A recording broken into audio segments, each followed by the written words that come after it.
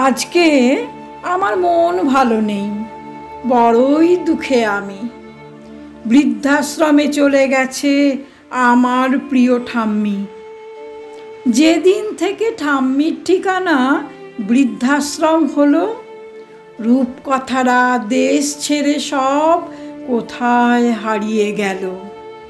রাজপুত্তুর আসেন আর ঢাল তরোয়াল হাতে, পাতালপুরীর দৈত্যটাকে মারবে কে আর রাতে। ব্যঙ্গমার ব্যঙ্গমই বলেন আর কথা, রাজকুমারীর ঘুম ভাঙে না, বুকে জমাট ব্যথা। তেপান্তরের মাঠে আমি যাব কেমন করে মাঠ পেরোবো পক্ষীরাজে চড়ে। রাজকন্যার ঘুম ভাঙাতে সোনার কাঠি চাই, পাবো কোথায় জানি না যে, ঠাম্মা ঘরে নাই।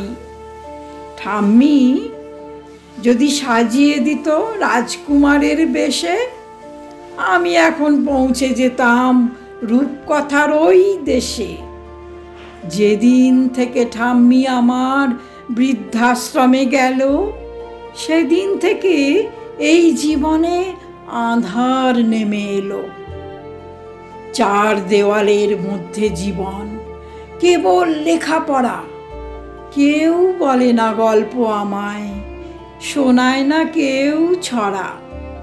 শ্রাবণ রাতে বৃষ্টি পড়তো টাপুর টুপুর করে, আমি তখন রূপকথাতে ঠাম্মির হাত ধরে। ঠাম্মির ছড়ায় চাঁদ মামাটাও আমার কাছে এসে ভালোবেসে টিপ পরাতো দিব্যি হেসে হেসে। ঠাম্মি ছিল খেলার সাথী, মনের দক্ষিণা বাতাস, আমার সাধের টাট্টু ভরা এক ফালি আকাশ। ঠাম্মি আমার প্রথম শীতের আদুরে নকশি কাঁথা, আদরে সোহাগে জড়াতো আমাকে, ভুলতে মনের ব্যথা। চিন্তা ভাবনা করে আমি পাচ্ছি না যে থই, ব্যাকুল মনের করুণ কথা কার সাথে বা কই। বাবাও বোধহয় কষ্টে আছে, কিন্তু নিরুপায়। বড় হলে খোকারা সব কেন এমন হয়? বৃদ্ধা মায়ের বৃদ্ধাশ্রমে কেনই বা হয় ঠাঁই?